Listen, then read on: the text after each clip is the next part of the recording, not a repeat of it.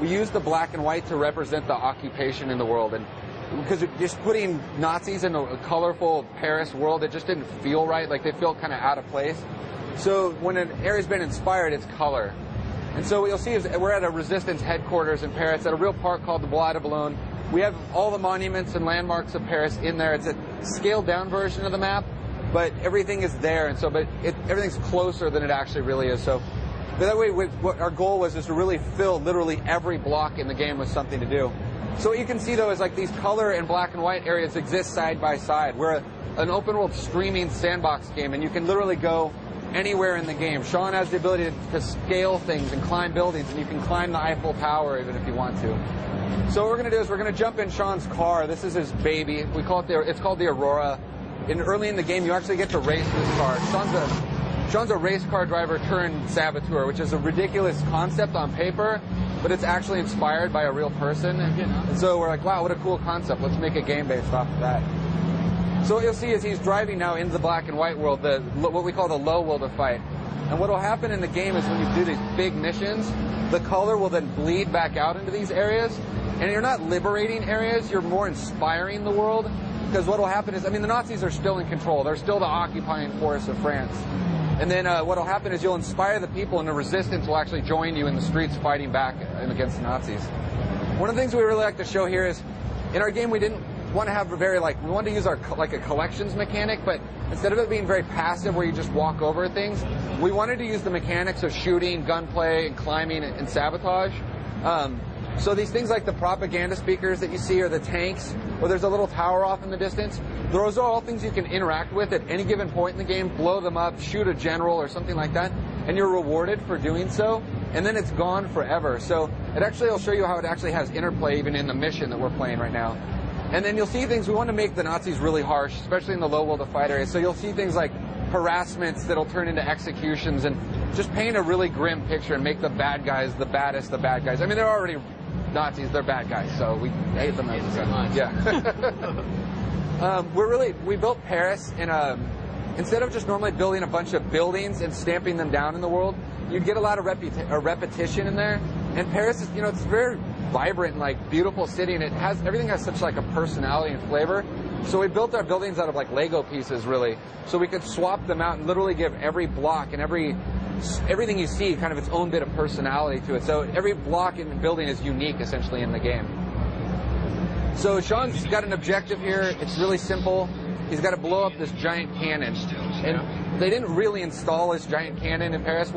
I like to say we're more historically inspired, and we're kind of going for that big, Indiana Jones feeling. It's more over the top. We have things like Zeppelins in our game, which were decommissioned, but they're cool, and then fun. Medal of Honor, even, the original one, they got away with some fictional stuff wrapped around it. You can make things a little more interesting that way and just kind of push it a little bit. So what he did here is he beat that Nazi up and he took his disguise.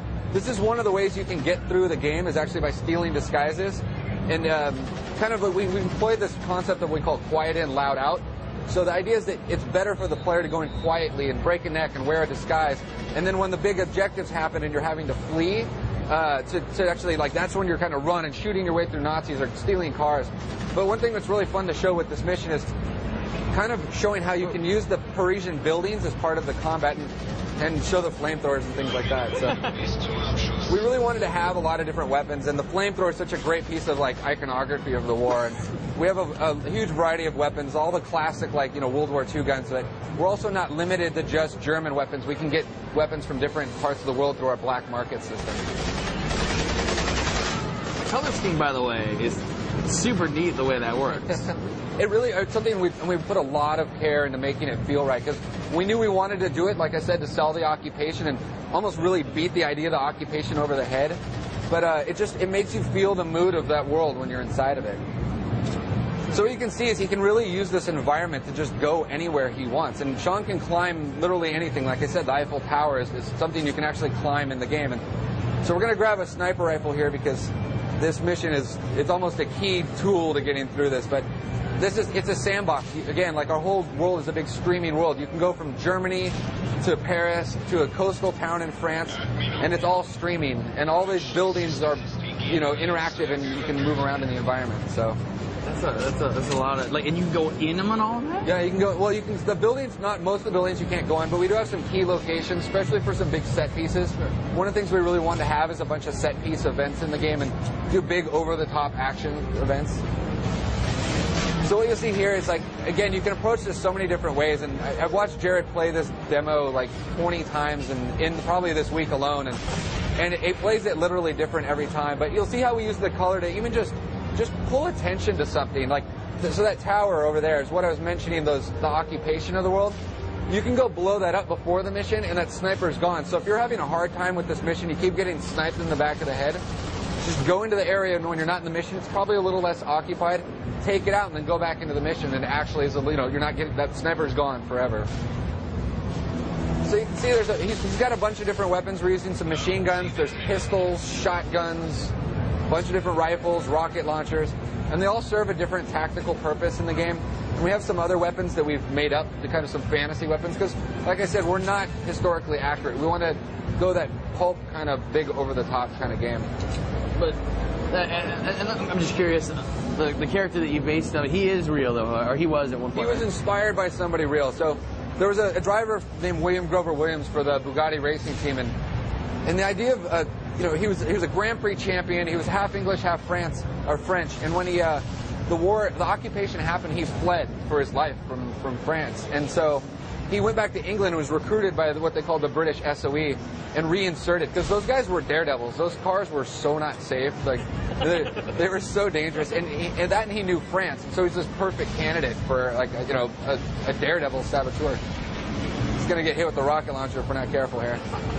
But, so yeah, we took that as inspiration, and we changed a lot of things. One of our focuses really early was making a story and separating ourselves from the war. We didn't want to make a World War II game in a way. Like Indiana Jones isn't a World War II movie, but it's got Nazis, and they're great bad guys. So that's really where we started with everything in the game.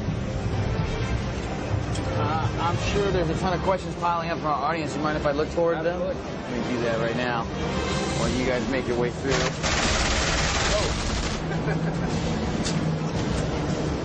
One of the things you can see that we're really happy with is we wanted to make the Nazis dangerous, and so to make the player fear them and have really heavy combat situations.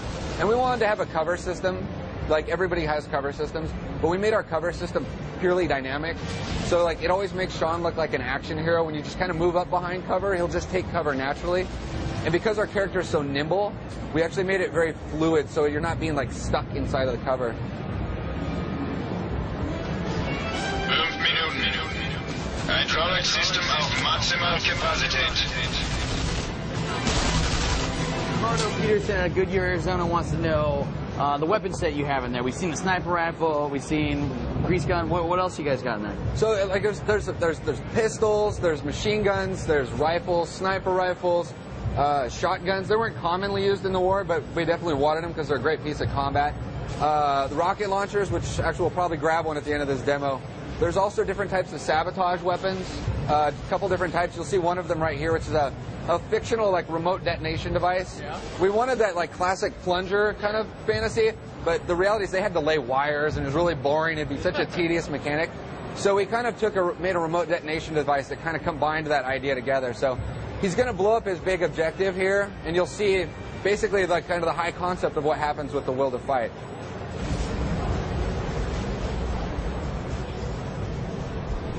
Nice. And so now you'll see the color will then bleed back out into the world. And so what'll happen is the people will start returning to almost like their pre-war lives, and they'll be out on the streets more. The farmers markets will be open, and like I said, the real key to that becomes the resistance. And so you drag Nazis into those areas, have shootouts. The resistance will start popping out and fighting alongside you. Now, my question is, that just seems like. It seems like awesome. Like, what happens now in this area now that you've completed that mission? You say that those people come out. What do I get any kind of mission types out of that area anymore, or is that done? So no, there's still one of the things that'll happen is still some of the things still exist, like the towers and stuff that I was talking about. Like, there's one over on the right. Oh, actually, here's something we always like to do.